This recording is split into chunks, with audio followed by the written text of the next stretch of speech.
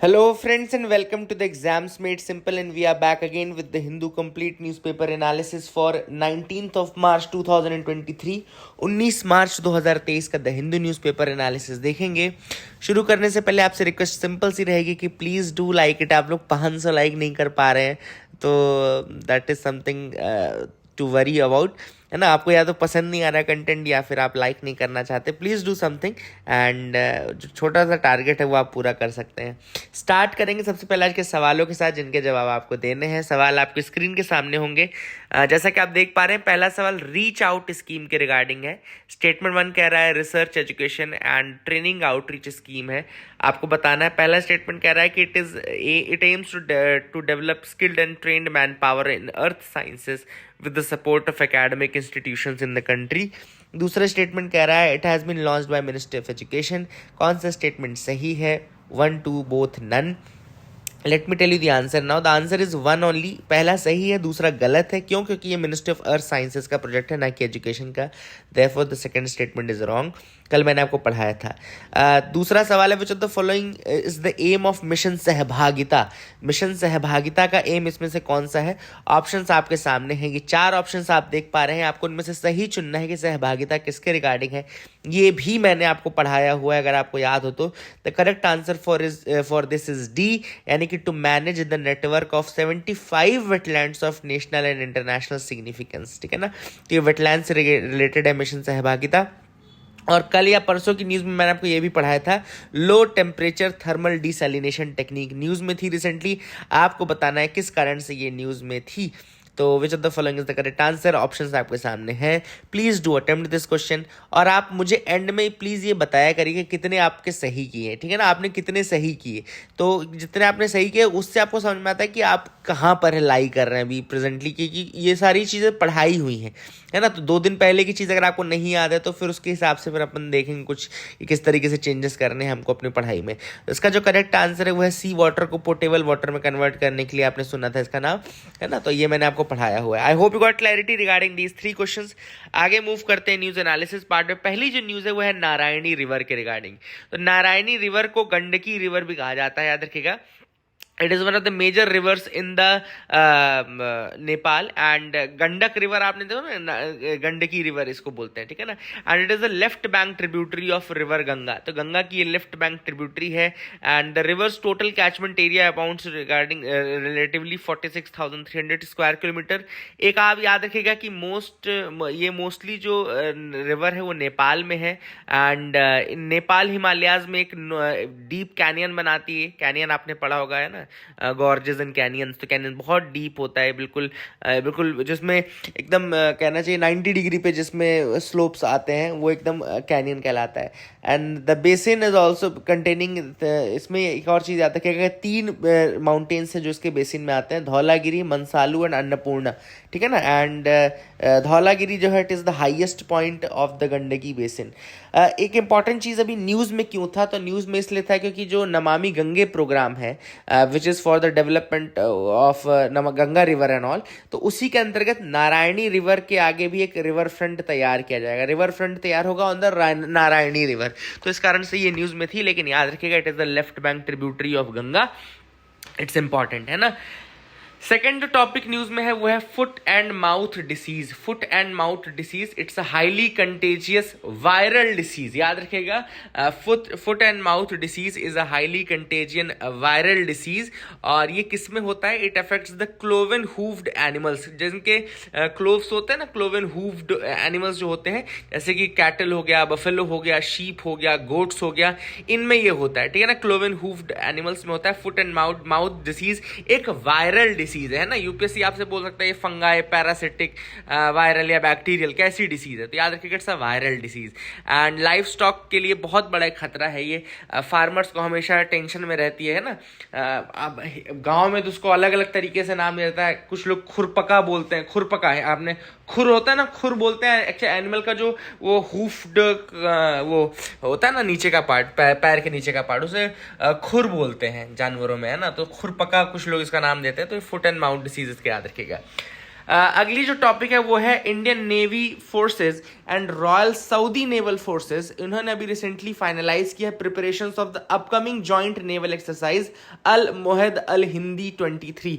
अल Mohed Al Hindi 23 जो है it's a naval exercise between India and Saudi. तो India और सऊदी के बीच की नेवल एक्सरसाइज है Al Mohed Al Hindi 23 is the name of the exercise, and ये आप याद रख सकते हैं। And I hope you got clarity regarding that as well, आपको समझ में आ गया होगा।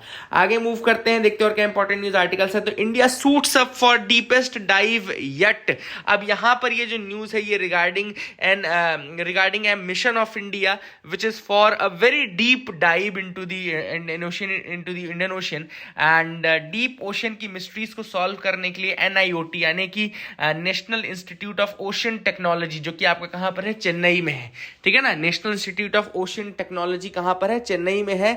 उसने एक नया मिशन किया है।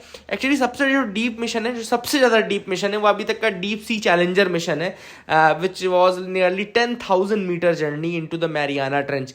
मैरियाना ट्रेंच में लगभग 10,000 मीटर की जर्नी हुई थी and that was deep sea challenger, याद रखिए deep sea challenger which was the mission। and यहाँ पे इंडिया का इंडिजिनस सबमर्सिबल बना है मत्स्य 6000।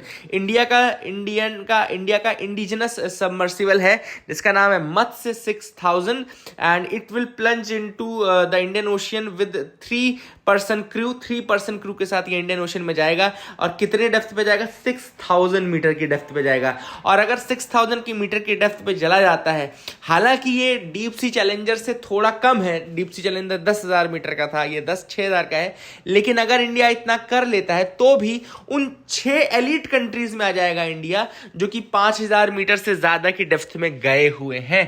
तो ये काफी अच्छा मिशन है। मत्स्य याद रखेगा, Matsya 6000 is the indigenous submersible. India का इंडिजिनस सबमर्सिबल है which will plunge into the Indian Ocean with the 3 person crew on board 6000 metres, ठीक है ना। I hope you got clarity and the mission is expected to take place in late 2024 और इन 2025। अगर ये successful होता है तो India will be only one among 6 countries to have piloted manned under sea expedition more than 5,000 metre. तो काफी बड़ा important है, याद रखेगा। इसी को पूरे प्रोजेक्ट को समुद्रयान कहा जा रहा है। It is the journey into the sea and NIOT mission can be conceptualised as the reverse of the forthcoming Gaganyaan. तो गगनयान जहां पे आसमान की बुलंदियों को छुएगा, वहीं पे ओशियंस की डेप्थ को छुएगा आपका समुद्रयान। आई hope you got clarity regarding both of these. ये काफी इंपॉर्टेंट न्यूज आर्टिकल्स हैं, इन सबको आपको ध्यान में रखना है। आगे मूव करते हैं, देखते हैं और क्या इंपॉर्टेंट न्यूज आर्टिकल्स है। तो आप बिल्कुल बढ़ सकते हैं, संडे का न्यूज़पेपर है, जो भी इंपॉर्टेंट होगा मैं आपको बता ही दूंगा। मैंने आपको PIB के न्यूज आइटम शुरू के 3 बता ही दिए, उसके बाद जो भी इधर हमको न्यूज़पेपर में भी इंपॉर्टेंट लग रहा है वो सारी चीजें कवर करेंगे। तो डोंट वरी अबाउट दैट, कुछ भी आपका छूटेगा नहीं। Kochi fiasco, NGT bench imposes 100 crore penalty on corporation. तो यहाँ पे कोची कॉर्पोरेशन के ऊपर, जो कि सिविक बॉडी है वहां के मेंटेनेंस के लिए रिस्पॉन्सिबल थी, उसके ऊपर 100 करोड़ का जुर्माना लगाया है NGT ने, यानी कि नेशनल ग्रीन ट्रिब्यूनल ने लगभग 100 करोड़ का जुर्माना लगाया है। और क्यों लगाया है, क्योंकि रिसेंटली आपको पता होगा कोची में एक जगह है जिसका नाम है ब्रह्मपुरम, जहां पर किस तरह से सॉलिड वेस्ट और ये सब चीजें इकट्ठा हो रही थी और वहां पे फायर हो गया है ना। आप सबको पता होना चाहिए कि वहां पे आग लग गई। अब जब आग लग गई तो it created a crisis like situation and यहां पे मेंटेनेंस की रिस्पॉन्सिबिलिटी थी वो कोची कॉर्पोरेशन की थी and that is the reason why कि NGT ने क्यों इनके ऊपर मतलब ये 100 करोड़ का फाइन लगाया। ब्रह्मपुरम याद रखेगा, लेकिन आप लोग जरूर ब्रह्मपुरम के बारे में याद रखेगा। दिस इज द लैंडफिल जहां पर आग लगी है ना। NGT के बारे में आप सबको पता होगा कि एक स्पेशलाइज्ड बॉडी है जो कि नेशनल ग्रीन ट्रिब्यूनल एक्ट 2010 के अंतर्गत बनाई गई थी, याद रखिएगा। अगर मैं आपको थोड़े थोड़े फैक्ट्स लिख दूं यहाँ पे, let me write down some basic facts regarding this. तो NGT के बारे में आपको पता होगा कि ये 2010 में बनी थी, नेशनल ग्रीन ट्रिब्यूनल एक्ट 2010 के, इसी कारण से स्टैट्यूटरी बॉडी है। और ये बेसिकली जो आपके इन्वायरमेंट रिलेटेड केसेस हैं उनको देखने के लिए बनाई गई थी।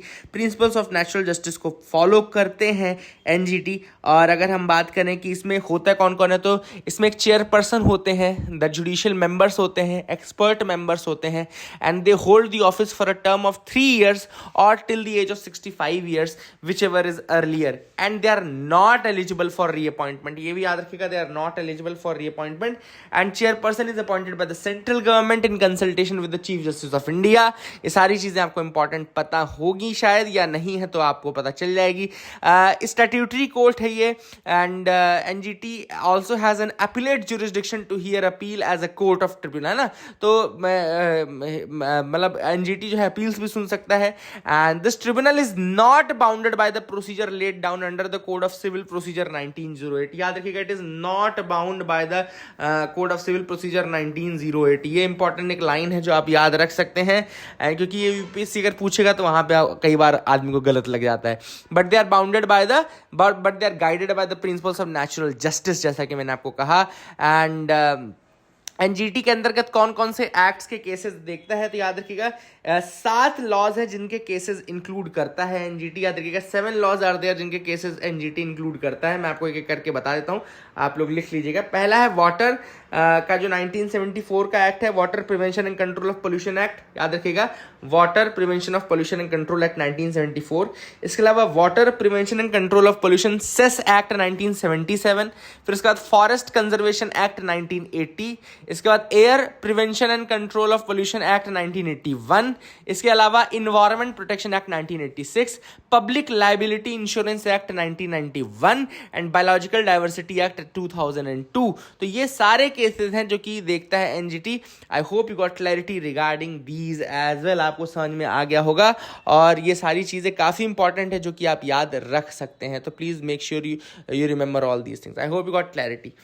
ठीक है, आगे मूव करते हैं, देखते हैं और क्या इंपॉर्टेंट न्यूज आर्टिकल्स हैं। तो लेट्स मूव अहेड। यहाँ पे prime minister Narendra Modi and जो शेख हसीना है of Bangladesh, they have now opened 131.5 kilometre oil pipeline, है ना। इंडिया से लेके बांग्लादेश के बीच में एक ऑयल पाइपलाइन की शुरुआत की गई है। And this is the first inter country pipeline from India. ये पहली बार है कि इंडिया दूसरी कंट्री के बीच में एक पाइपलाइन बिछा रहा है, तो that is a good achievement for India.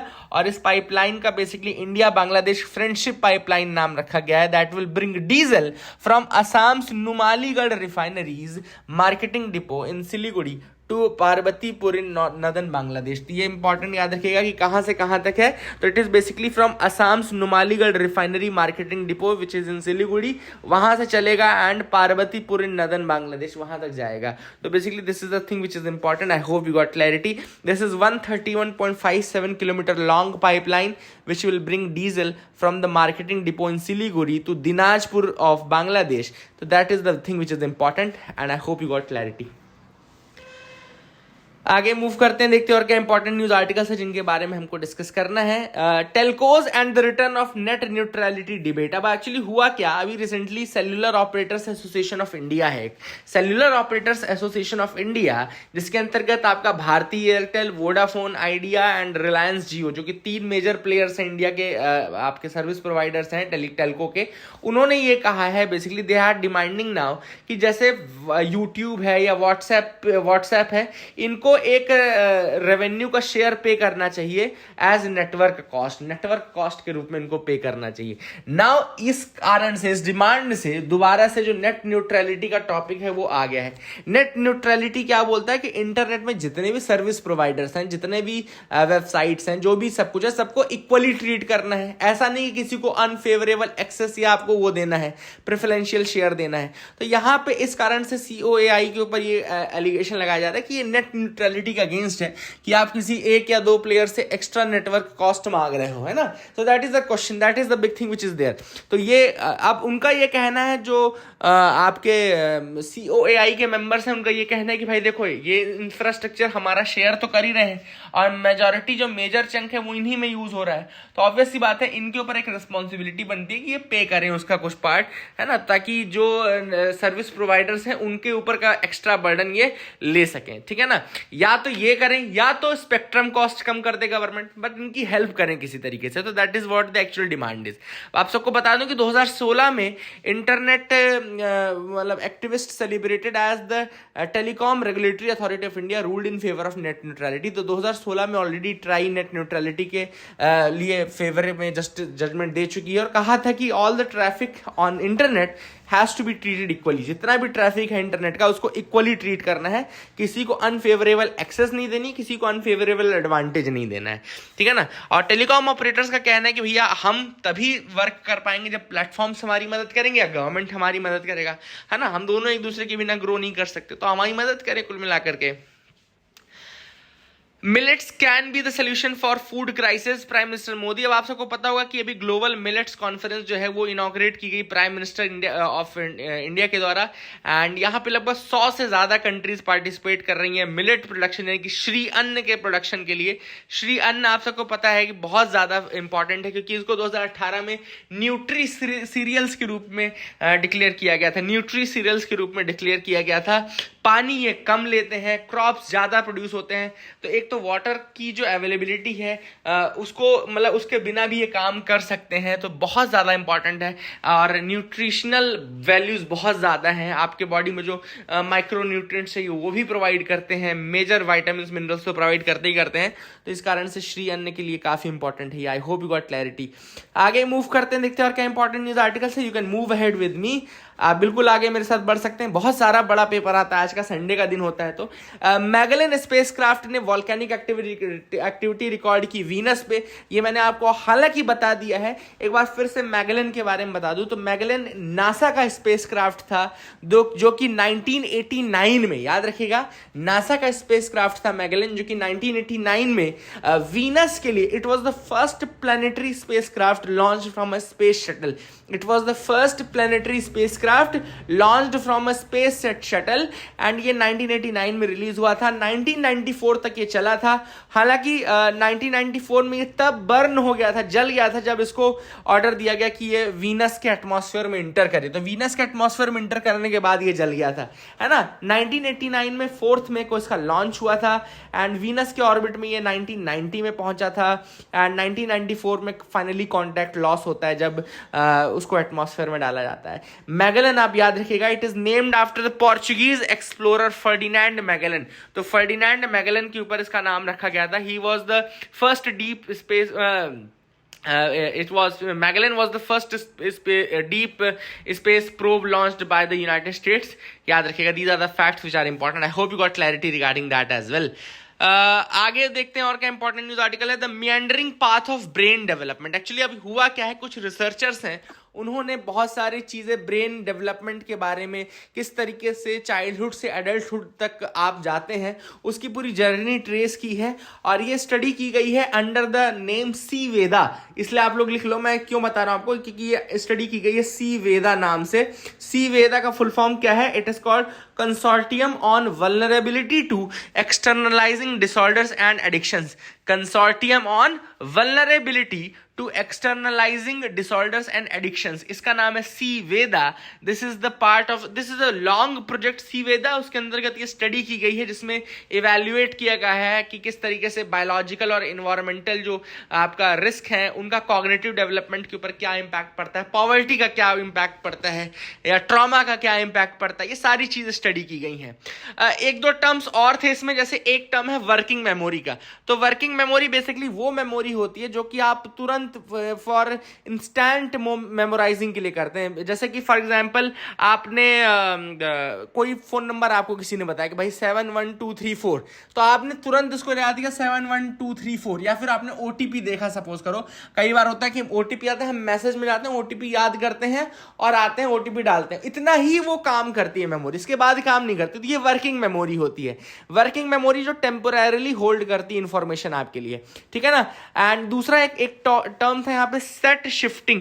What is this set shifting? Set shifting basically iterating multiple ways to solve a puzzle. जैसे आपको कोई पजल सॉल्व करना है, अब आप तुरंत अलग अलग मेथड देख रहे हैं कि भाई स्क्वायर करके देख लेते हैं, क्यूब करके देख लेते हैं, प्लस करते हैं, माइनस करते हैं, तो जो अलग अलग आइटरेशंस आप बनाते हैं ना, वो सेट शिफ्टिंग होती है।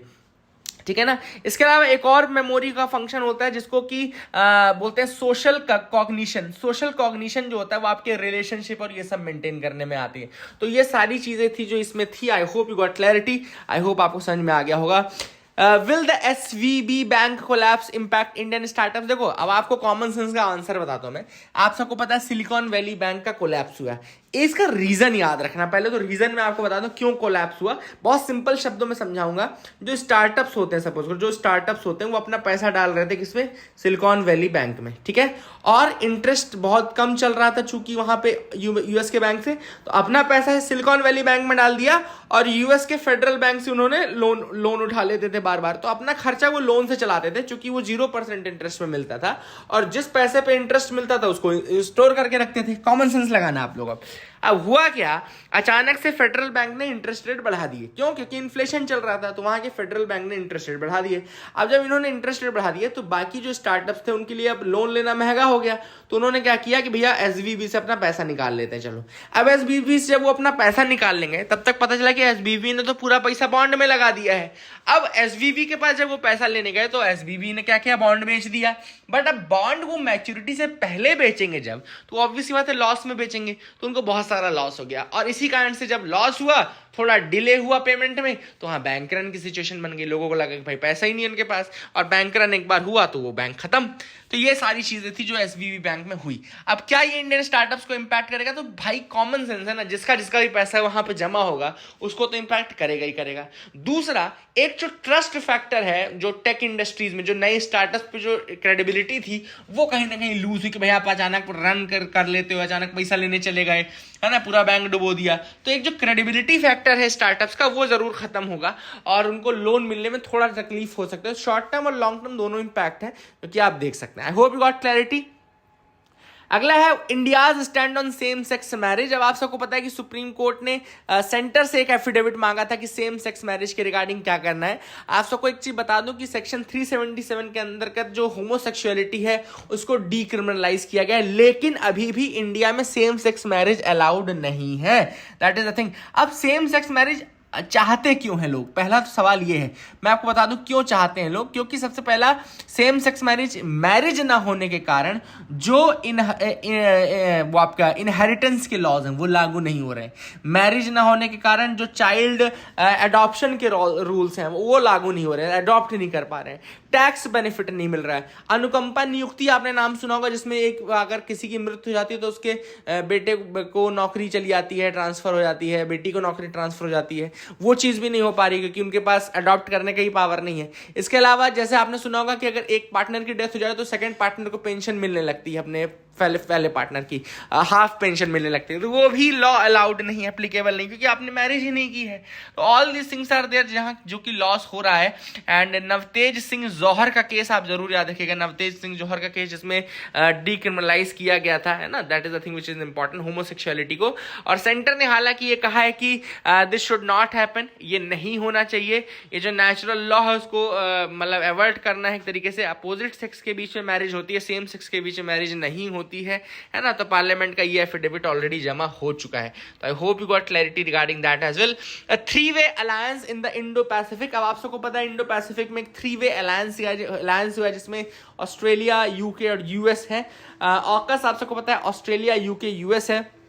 ये decade long partnership in under sea military system के लिए की कर रहे हैं। मेन इनका काम है कि ऑस्ट्रेलिया को न्यूक्लियर पावर्ड सबमरीन प्रोवाइड करना, न्यूक्लियर पावर्ड सबमरीन प्रोवाइड करना ऑस्ट्रेलिया को। ऑब्वियस सी बात है, चाइना को कंटेन करना मेन पर्पस है यूएस का, कि किसी तरीके से इंडियन ओशन में चाइना की प्रभुत्व जो है उसको कम किया जाए, और इसी कारण से वो इस तरह से पिवट बना रहा है, पिवट इन एशिया बना रहा है। और चाइना एक रिविजनिस्ट पावर है, इसमें टर्म यूज हुआ है कि चाइना एक रिविजनिस्ट पावर है, जैसा कि आप देख पा रहे हैं स्क्रीन में। तो रिविजनिस्ट पावर आपको बता दूं एक टर्म होता है which is a term for a power, ऐसी पावर के लिए जो कि जो नॉर्मल ऑर्डर है इन मतलब पूरे वर्ल्ड का उसको चेंज करना चाहती है। तो रिविजनिस्ट पावर वो पावर होती है जो कि इंटरनेशनल सिस्टम के पावर को चेंज करना चाहती है, जैसा चल रहा हो करंट सिस्टम को चेंज करने वाली हो, है ना। तो that is the thing which is there. अब यहाँ पे 3 फेज में होगा। फर्स्ट फेज में यूएस जो है it will rotate up to 4 of its Virginia class submarine through a port in Perth. मतलब यूएस क्या करेगा, पर्थ से अपने वर्जीनिया क्लास सबमरीन को ले जाएगा। यूएस वहां पे ट्रेन करेगा ऑस्ट्रेलिया के शिपयार्ड वर्कर्स को, नेवल पर्सनल्स को किस तरीके से ऑपरेट करना है न्यूक्लियर सबमरीन। एंड ब्रिटेन अपना एस्ट्यूट क्लास न्यूक्लियर बोट वहां से ले जाएगा। सेकेंड फेज में ऑस्ट्रेलिया जो है वो वर्जीनिया क्लास सबमरीन्स को बाय करेगा यूएस से डिस्काउंटेड प्राइस पे, and option to purchase 2 more. US also plans to deliver the first of these by 2032। First phase 2027 तक, सेकेंड फेज 2032 तक कंप्लीट हो जाएगा। थर्ड फेज में ऑस्ट्रेलिया का खुद का न्यूक्लियर सबमरीन बनाया जाएगा और ब्रिटेन जो है वो बनाएगा SSN ऑकस बोट्स। ठीक है ना, ब्रिटेन क्या बनाएगा, SSN ऑकस बोट बनाएगा इंग्लैंड में। ऑस्ट्रेलिया अपना खुद का एडिलेड में बनाएगा, ये इंपॉर्टेंट चीज है। तो कुल मिलाकर के एक यूनिक ब्लेंड है यूएस टेक्नोलॉजी का और ब्रिटिश डिजाइनिंग का और ऑस्ट्रेलियन इन्वेस्टमेंट का। तो ऑस्ट्रेलिया का इन्वेस्टमेंट है, यूएस की टेक्नोलॉजी है, ब्रिटिश का डिजाइनिंग है। तो I hope you got clarity regarding that as well, आपको समझ में आ गया होगा। So that is it for the day friends. I hope you like our video. Please do like and subscribe, keep loving us, keep sharing us. Thank you and have a nice day.